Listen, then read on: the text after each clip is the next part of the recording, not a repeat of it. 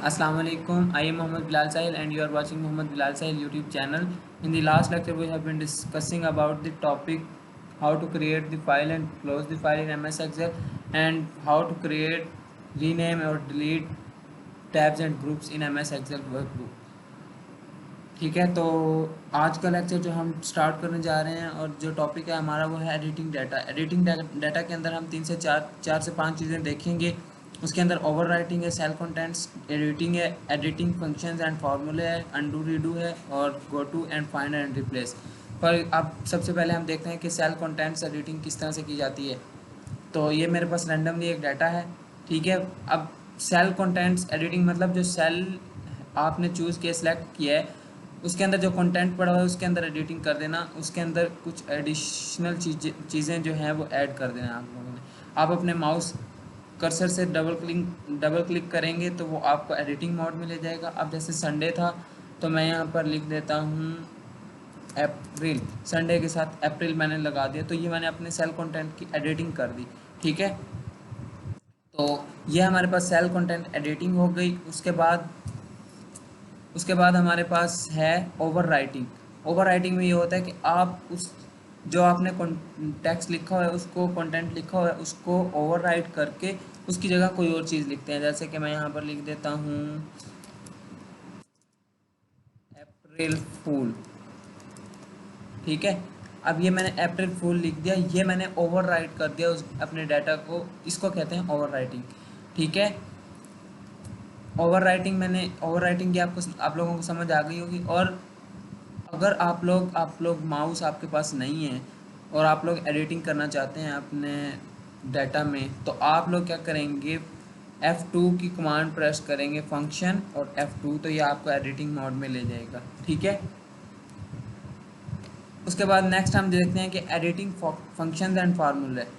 अब देखें, फंक्शन और फार्मूला के अंदर एक डिफरेंस होता है, उस डिफरेंस को समझने की ज़रा कोशिश करें कि वो डिफरेंस क्या है। अब हम पहले तो देखते हैं कि फंक्शन से किस तरह हम एडिटिंग करते हैं फंक्शन में, और उसके बाद हम फार्मूले में देखेंगे। अब ये कुछ मैंने नंबर्स लिए हुए हैं ऐसे ही रैंडमली, ठीक है। तो ये एक देखें, यहाँ पर आएँ आप कर्सर अपना यहाँ पर लेके आएँ और यहाँ पर एक कमांड है ऑटो सम। अब मैं इसके ऊपर क्लिक करता हूँ और एंटर कर देता हूँ, तो ये देखें ये 325 इसने ऐड करके मुझे आंसर दिया इन सब का, जो कि ऑब्वियसली करेक्ट है, ठीक है।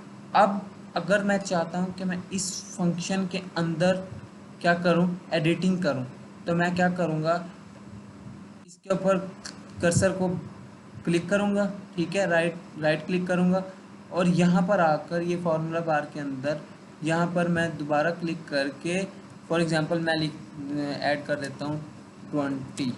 तो अब मेरा आंसर पहले क्या था, 325 था, अब मेरा आंसर आना चाहिए 345। तो मैं एंटर कर देता हूँ, ये देखें ये 345 आ गया। ये आपने एडिटिंग की है फंक्शन के अंदर, ठीक है। अब अगर आप लोग चाहते हैं कि मैं फार्मूले के अंदर एडिटिंग करूं, तो वो आप देख लेते हैं कि अब मैंने फार्मूला खुद से बनाना है। अब मैं यहाँ पर आया, ठीक है, कर्सर को मैं यहाँ लेके आया। अब मैंने फार्मूला खुद से बनाना है। मैं कैसे बनाऊंगा, फार्मूला बार में equal to K4 plus K5 plus K6 plus K7 plus K8 plus K9 plus K10, ठीक है। ये आप लोगों ने यहाँ तक, अब ये आपने खुद से फार्मूला जनरेट किया है और अब आप कर देंगे एंटर। तो ये देखें ये 325 आ गया। 20 तो हमने यहाँ पर जो आंसर आ रहा है 345, ये हमने कैसे किया था, ये हमने फंक्शन में एडिटिंग की थी, 20 ऐड किया था। वैसे तो जो आंसर आना चाहिए था वो 325 था, तो हमारे पास 325 ये आंसर आ गया। अब हमने क्या करना है, फार्मूले को एडिट करना है। तो आप ये यहीं पर आएंगे फार्मूला बार के अंदर, यहाँ पर आप फॉर एग्जांपल वही 20 ऐड करके देख लें। तो यहाँ पर आप ऐड 20,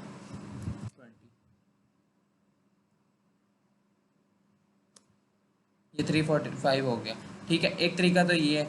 अगर नहीं, अगर आप इस तरह कर फॉर एग्जांपल, एक तो ये हो गया, और दूसरा आप ये कर सकते हैं कि आप अपने आप यहाँ पर आएँ खुद ही लिख दें, आप कर्सर के साथ ना करें, आप ऐड और खुद ही लिख दें 30 फॉर एग्जाम्पल। यहाँ पर आप अब ये 355 हो गया। यहाँ लिख लें, इस फार्मूला बार में लिख लें तो भी कोई मसला नहीं है, यहाँ लिख लें फिर भी कोई मसला नहीं है, आंसर सेम ही आएगा। ठीक है। अच्छा, अब हमने देख लिया एडिटिंग एंड फंक्शन एंड फार्मूले। अब हमने देखना है अंडू एंड रीडू कमांड। देखें ये अब अंडू कमांड क्या होता है कि आपने जो किया है ना, आपने वो मिटा देना है। सिंपल उर्दू में मैं आपको ये समझा दूँ, आपने जो लिखा है आप वो मिटा देंगे। और रीडू का मतलब है आपने जो लिख के मिटाया है उसको दोबारा से वापस लेके आना। ठीक है, तो ये कमांड है, ये ऊपर दिया हुआ है अंडू और रीडू के ऑप्शन। ठीक है, अब मैं अगर ये अंडू करता हूँ, ये देखें अब अंडू मैंने किया तो 30 से पहले जो मैंने 30 ऐड किया था वो 355 बना था। अब मैंने अंडू किया, ये 325 बन गया। इसको दोबारा मैं रीडू करूँगा तो ये 355 दोबारा से बन गया। ठीक है, इसी तरह हम अंडू रीडू की कमांड को यूज़ करते हैं। शॉर्टकट मेथड कंट्रोल जी अंडू के लिए और कंट्रोल वाई रीडू के लिए यूज़ होता है। ठीक है, उसके बाद हम चलते हैं गो टू कमांड्स क्या होती हैं। अब अंडू एंड रीडू का मैंने आपको शॉर्टकट मेथड भी बता दिया और लॉन्ग टर्म भी यहाँ पर। ठीक है, अब हमने गो टू कमांड पर आना है। गो टू कमांड किस लिए यूज़ होती है कि आप जो कीबोर्ड से है इसकी शॉर्टकट मेथड है वो कंट्रोल जी, कि अगर आप किसी पर्टिकुलर सेल के अंदर जाना चाहते हैं तो गो टू कमांड यूज़ की जाती है। फॉर एग्जांपल मैं अब जाना चाहता हूँ E5 में, तो मैंने यहाँ E5 लिखा और ओके कर दिया और ये देखिए मेरा जो कर्सर है वो यहाँ पर आ जाएगा। अब मैं यहाँ पर अपनी एडिटिंग या कुछ भी डाटा मैंने ऐड करना है, एंटर करना, जो भी करना है वो मेरा यहाँ पर आ जाएगा। इसी तरह अगर मैं दोबारा से, और इसका लॉन्ग टर्म मेथड ये है कि यहाँ फाइंड एंड सिलेक्ट में आए आप, ये देखें ये गो टू कमांड, यहाँ पर आप A5 की जगह आप लिख दें D3 और ये आप ओके कर दें इसको, तो ये देखें आप ये D3 में ले आया मुझे। ठीक है, कर्सर को। ये होता है गो टू कमांड का पर्पज़ कि हम गो टू कमांड किस लिए यूज़ करते हैं कि हम एक पर्टिकुलर सेल के अंदर जाना चाह रहे होते हैं तो हम गो टू कमांड यूज़ करते हैं। उसके बाद हमारे पास लास्ट हमारा जो आज का हम डिस्कस करने जा रहे हैं वो है find and replace command. Find, अब फाइंड के लिए जो शॉर्टकट की है वो है कंट्रोल F। अब फाइंड का मतलब है कि हमने अपने डाटा के अंदर कोई भी वर्ड, कोई भी डाटा जो है वो हमने फाइंड करना है। फॉर एग्जांपल ये जो हमारे पास डाटा दिया हुआ था संडे मंडे वाला, तो इसके अंदर मैं फाइंड करना चाह रहा हूँ कि मुझे वाई फाइंड करके दो, फाइंड नेक्स्ट कर दो। तो ये देखो ये पहले किस में J6 में, फिर फाइंड नेक्स्ट, फिर J7 में, फिर फाइंड नेक्स्ट, फिर J8 में, ये देखें ये नज़र आ रहा होगा, फिर फाइंड नेक्स्ट, फिर J9 में, फिर फाइंड नेक्स्ट J10 और फिर ये दोबारा से फाइंड नेक्स्ट करता रहेगा। अब हमने अगर करना है रिप्लेस तो मैं यहीं से इसको रिप्लेस कर दूंगा। मैं रिप्लेस करूंगा वाई को, किसके साथ कर रहा हूँ मैं, जी के साथ। तो ये मैंने रिप्लेस आल कर दिया, तो उसने कहा आल डन, वी मेड 7 रिप्लेसमेंट, तो 7 रिप्लेसमेंट्स किए हैं उसने। ये आप ओके कर दें, ये देखें, और यहाँ से क्लोज कर दें। ये देखें संडे में वाई की जगह जी लग गया, उसी तरह मंडे में भी जी आ गया, रिप्लेस कर दिया हमने वाई को जी के साथ। ठीक है, और इसका शॉर्टकट मेथड ये है कि रिप्लेस का कंट्रोल H। ठीक है, ये कंट्रोल H मैंने किया तो ये आ गया।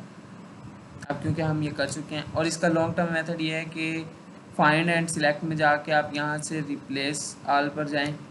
ठीक है, अब अगर मैं क्या कह रहा हूँ कि मैंने फाइंड करना है जी और उसको रिप्लेस कर देना है मैंने वाई से।